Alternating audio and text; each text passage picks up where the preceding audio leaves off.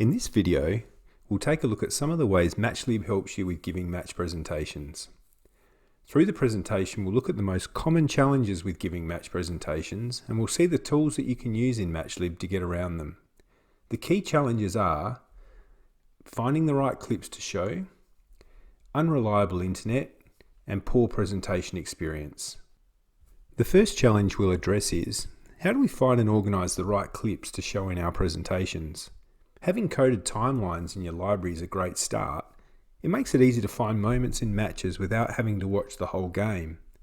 But that alone doesn't solve the problem of showing the right clips in a meeting. Let's take a look at what else we can do to organise our clips. Okay, let's kick things off.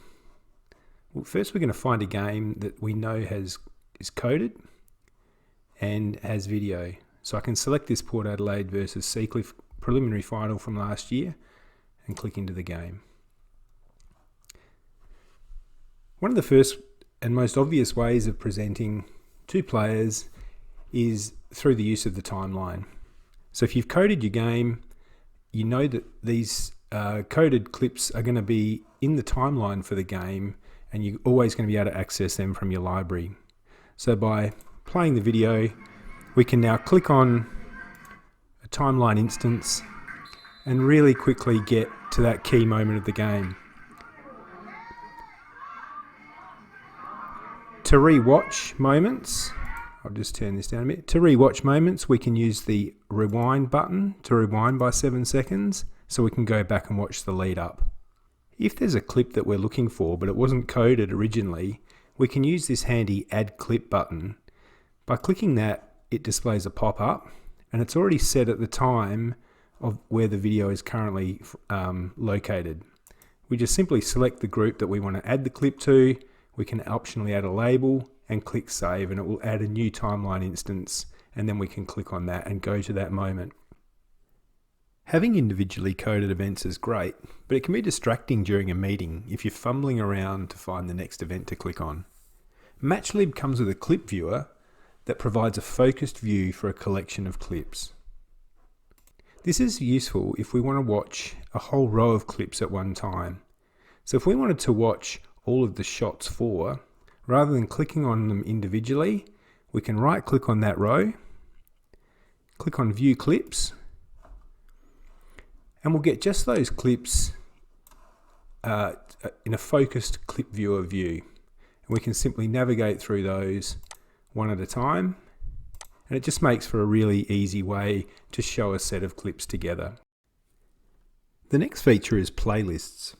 These are useful if you want to group clips from different rows into a single collection and display them in the clip viewer.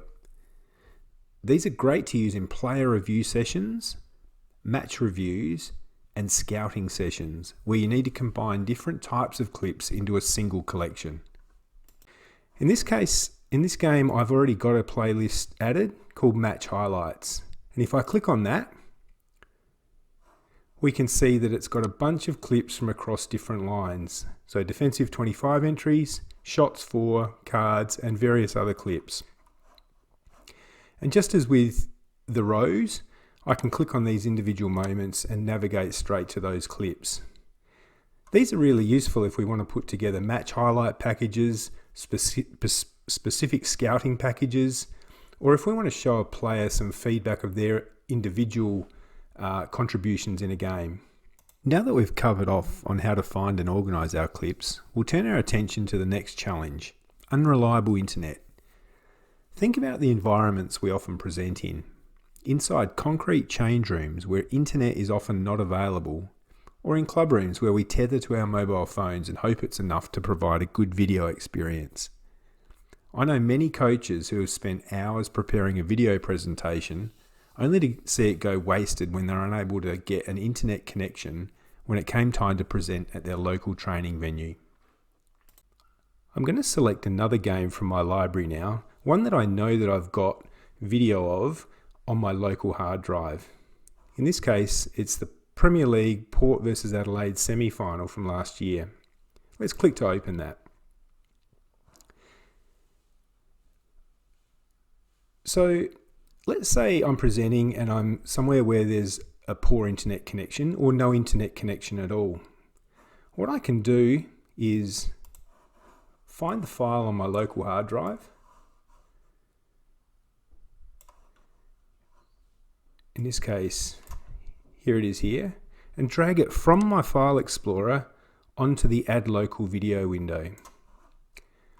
When I do that, the game resets and it's now reading video from my local machine rather than across the internet. This means that there's no issue with internet connectivity and laggy speed. And it's a great way to show video if you're somewhere where there's a poor internet connection, or if you know you need a reliable video stream prior to showing your video to your players. The final major challenge is that unless you have the right tools, it can be difficult to provide a truly great presentation experience. We've already seen how to have well-organized playlists and how to use local video to remove lag time. But there's another challenge we still need to overcome, and that is screen real estate. Screen real estate is a major challenge when presenting any form of video. Having enough screen real estate to display the whole video in a large enough size to see all the details, while still having access to the tools and controls you need to navigate through the video timeline, is a trade-off. The last feature I want to show is the remote window. The scenario for this is, let's say we're in the club rooms on a Thursday night and we've got all our players and we're going to present some match highlights from the weekend. What we can do here is, typically you'll have your laptop connected to your TV using HDMI, and you can then drag windows from your laptop over onto the TV screen. The challenge with the single screen is that you can find that you're quite often popping into full screen mode, and then you've got to pop out of full screen mode to click your next clip, and then you're sort of scrolling around, and it doesn't make for a great presentation experience. So what we can do in this case is use the remote window feature. I'm going to click on remote window for this match, and it will pop the video into a separate tab. What I can then do is to drag that tab onto the other screen, on the TV screen, and make it go into full screen mode. Now with the video in full screen mode, the players can really focus on what's being displayed to them on the screen.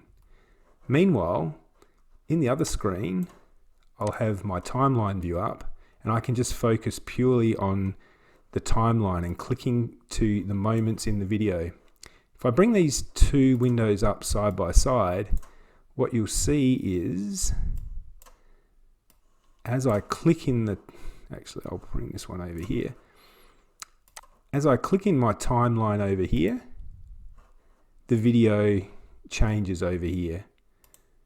And so we can control the video window, which will be in full screen mode on the TV, using our timeline controls over on our PC. And it's a great way to present video to the athletes.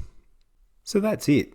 We've seen Matchlib and the features and how they address the key challenges that we face when presenting video to athletes. We've seen timeline elements and how we can use the add clip button to add clips if it's missing. And then we've seen the clip viewer and how it allows us to aggregate events into a single collection, and playlists, which allow us to free access to arrange clips in any way we want. And this all helps us to find the right clips. Next, we looked at how we deal with unreliable internet by being able to access local video when we're presenting to groups of people. And finally, to get around the poor presentation experience, in addition to the previous tools that we saw, we can see that we can also use the remote window so that we can maximize the video screen for people who are viewing it, so that it's not compromised with the real estate to display the controls and the timeline. So thanks for watching. If you've got any questions, please feel free to sing out. Bye.